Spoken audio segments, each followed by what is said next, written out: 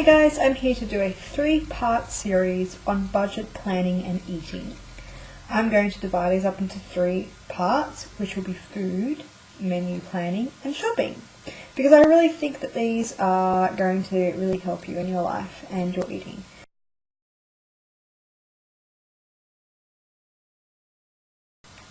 Okay, so you're here obviously because you love Filofaxes and you love organising and planning, and even if you're not, you may have just found my video and I welcome you all anyway.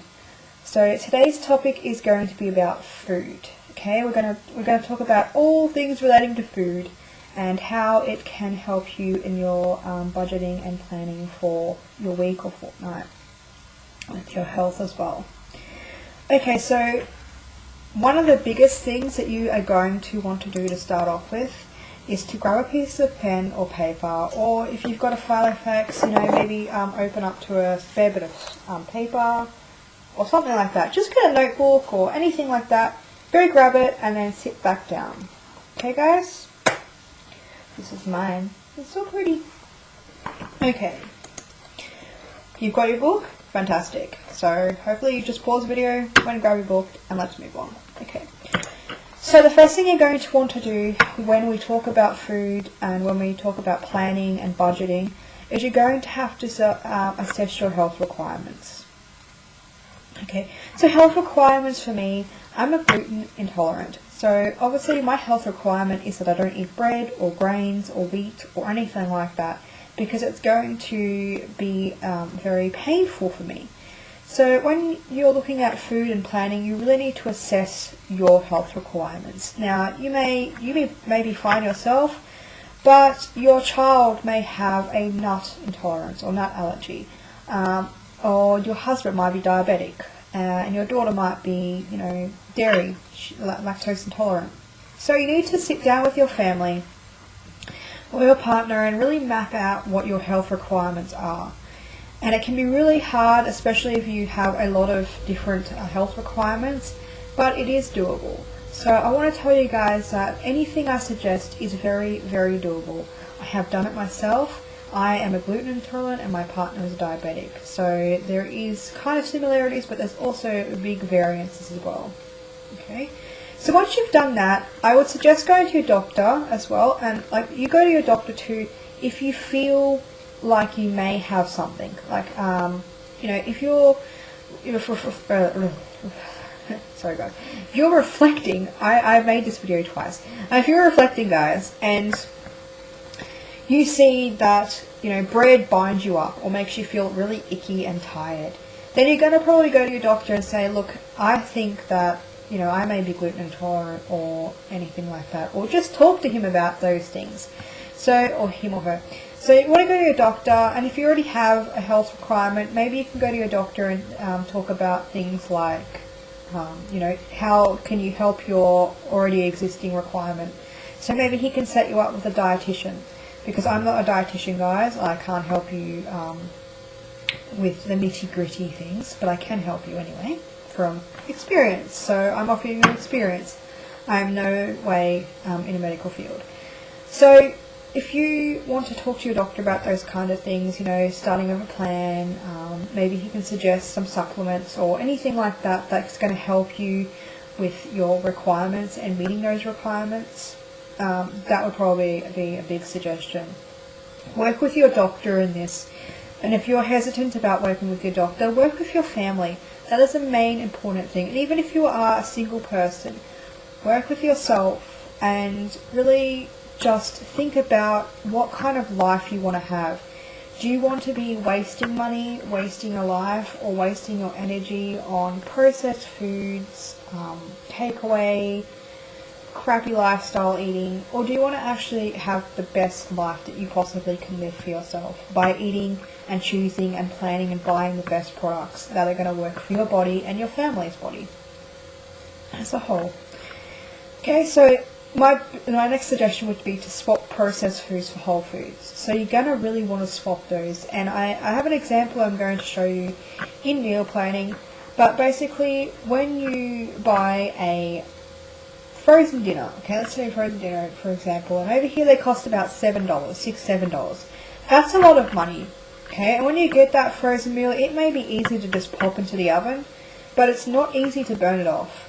It is not easy to get it out of your system, and it's going to make you feel like shit afterwards. Let's be honest, guys, it makes you feel like shit. I don't know anyone who can say that they've eaten processed food like that and felt 100% fantastic and ready to go. Very, very rare. And if someone has, please let me know, because I've never heard of someone feeling 100% positive and everything like that after they've had a frozen dinner. So you want to swap that with whole foods. So we're talking like grains, lentils, fruit, vegetables. And guys, it is very inexpensive to buy these things, especially like in Australia it is. When we first started dating, me and my partner were eating pretty much processed foods all the time. And I had a very, very, very small budget. And I'd get to the end of the week and we'd have really nothing, no money left, but we'd already be eating all of our food because it's all processed, and we weren't feeling full or okay with our bodies, so we were sick sometimes and we wanted to eat something fresh, and there was always this urge after eating processed foods that I wanted to eat something fresh. So it's just changing and swapping, and you don't have to do it overnight, guys. It is very slow burning exercise. In swapping, you might swap frozen pizzas for making your own pizzas. And trust me, guys, homemade pizzas are delicious and they're very, very easy to make, especially when it comes to meal preparation as well. You can do lots of things over the night before or chop things up, but we'll work on that a bit more in other videos. Then you're going to want to look for and adopt an alternative eating plan. So if you have all these requirements, nuts, allergies, low GI, diabetics and stuff like that, you're going to want to adopt a different eating plan. Now there are so many websites and books out there nowadays that can actually help you in this journey that it's not funny. And I'm going to offer you guys some links as well on those various topics of places that you can find recipes or alternatives, or maybe an article as well on the benefits, etc., etc.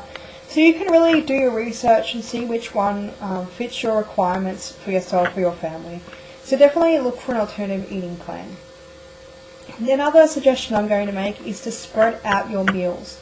So another thing that me and my partner did when we first met was that I used to cook crap food. And when I did, I'd have pasta and tuna. We'd have pasta and tuna pretty much every second day. The rest was just crap food. So when we were looking at changing our diet, we decided that we were going to spread out different meals so that we weren't having fish every day, we weren't having meat every day. We spread it out so that our bodies could adjust, and so we're having different food. We weren't having too much of one thing, like too much of meat can be detrimental as well in some circumstances, and too much of fish can be too sickly, to be honest. So we adopted different days. So, like, for example, Monday was Vegetarian Monday. And it was really fun because I looked forward to Vegetarian Monday because I could be a bit more creative because I didn't have the meat or the chicken there. I was able to, look out and source different alternative meals from different countries or just Western food as well. And it made cooking fun, and it made meal planning and budgeting really fun. And a lot of vegetarian meals are very inexpensive as well. And I know a lot of people turn up their heads or noses or whatnot when they think about a vegetarian meal, but let me tell you guys, it can be a lot more fulfilling and a lot more filling in itself than an actual meat meal or a chicken meal. So it just depends on what you're using and how you cook. So also, you might try some fun ideas, like if your kids like Indian food, maybe have chicken Fridays, or if you like Mexican food, you may have meat or burritos on Saturdays or something like that. Make it fun for your kids. Make it fun for yourself as well, because that's very important. I think a lot of the time, myself included, I was just so overwhelmed by changing my habits. But by adopting it and making it lots of fun and having sort of themed days and themed recipes and just kind of getting excited about cooking and being in the kitchen, it made the whole world of difference, guys, especially when it came to budgeting and planning, because I wanted to expand my my taste buds and try different recipes and things like that. And it was really interesting because I was able to do that and try different foods when I wasn't eating processed foods, because there's really only a limit that you can have when you're buying processed foods, and it just eats up your money, guys. It really does. So the next suggestion I'm going to make is to buy water and fruit and not soda. Now, I made a comment when I made this previous video that it is just shit. You are drinking shit, pretty much. Not feces, but shit, you know. It's full of sugar, it rots your teeth, it rots your insides, it makes you feel sick, it doesn't make you feel good, and you guys want to feel great. I mean, who doesn't want to feel great? I mean, you can't feel great 100% of the time, but by God, you will feel so much better if you are drinking water and like juices. You know, you can buy a juicer, put lots of fruit in it. It's less expensive than, you know, over the long term, if you're buying like a can or a pack of cans or bottles or anything like that of soda, or in the long run, it's going to cost you a lot less to buy fruit and vegetables to make smoothies or juices or things like that than it is to buy that soda. So you really got to weigh down over the long term, like over a week or 2 weeks. Do you want to spend that money making yourself sick? Because really, Coke doesn't last that long. It may give you like a 15-20 minute energy boost, but afterwards it's going to make you feel like shit. And you're going to have to work your ass off to get that out of your system. Whereas, you know, making a nice banana or strawberry smoothie, that's going to make you feel revitalized. And like, I urge you guys to try that when you are out shopping or when you are going out for food or whatever. Go to a nice juice bar and order a juice, which is about the same amount as a Coke, okay? When you're going out doing whatever you're doing. Try that. Try having a juice instead of a Coke, and tell me and tell yourself and see what your family feels like after having a juice. Then you can come back and adopt that into your own budget and your own meal plan, because you're going to feel so much better. I know myself, when I go shopping, grocery shopping, when I used to buy Coke all the time. Coke, soda, pop, whatever you call it, I used to buy it all the time. And then I started adopting where I bought some juice. Sometimes I'd buy, you know, pre-bottles of juice, which can be expensive and annoying. So I don't usually tend to buy those anymore. But, you know, a big, nice cup of fresh juice. And I felt so much better. And it made me want to come home and do things. It gave me that energy that I needed to, you know, plan my day, plan my meals. It gave me the energy to be excited about cooking. You know, after I drank Coke, I didn't feel like doing anything. I just felt like sleeping, to be honest. And I know a lot of people feel like that too. So really, swap for fruit or water. And if you're not really interested in drinking water, and I know a lot of people don't like water, I find that really hard to sort of grasp that concept, but I've learned over time that different people have different needs and different taste buds. So I would suggest, you know, adding some fruit to it, adding some sort of fun element to the water to make it exciting. You know, buy a special cup if you have to. It's all about psychology, guys. If you buy a really sweet cup or something like that, you know, you're going to be excited to drink it. If you just got a glass, so you're not going to be really excited. But if you're like one of those people that, you know, doesn't really like drinking water or is hesitant about drinking it because it just looks plain or boring or whatnot, because it just does happen, guys, buy a nice, fresh, fun cup, okay, and drink out of there or something like that. Just swap water for soda, guys. It will make your life beautiful. It will make you beautiful. You will see. Now, I know my face doesn't look very clear, and it's not, but when I first met my partner, which was 4 years ago, my face was completely red and peeling from cutting out soft drink and drinking the water. It's purified my skin, and it's just beautiful, and I feel so much better when I've, you know, had a whole bottle of water as compared to like a bottle of soda. And also, water is cheaper. Like over here, I can get like the same amount of soda that I can. Like the soda might cost like $2 a bottle, whereas a water bottle might cost me 99 cents. So that's going to save me some money, guys. It's going to make me feel fantastic, and it's going to make you feel fantastic, guys. Absolutely. Okay, so I would like to just say that some food requirements are going to cost you more. Now, in the long term, this may sound funny considering I'm doing a budget video, but there is always different ways that you can go about this. For example, a packet of brown rice cost me about $7, okay, and it lasts me upwards of 2 weeks if I use it every day. I had to swap bread. Bread was costing me, about $3-4 every 2 days. That's over a fortnight. And because, I'd have salad sandwiches and etc, etc. And I swapped it for brown rice, and that was better for my intolerance, it was better for my bank balance, and it was better for my family because we were eating much better. And even though my partner sometimes had bread, I always had that alternative option of mixing my salad around with some rice, and it made me feel so much better.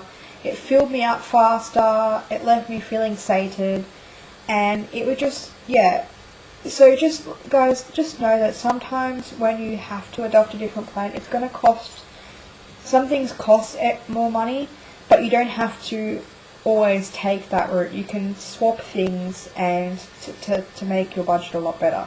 Like I said, and even gluten-free bread over here, it's like $6-7 a loaf. I just have rice.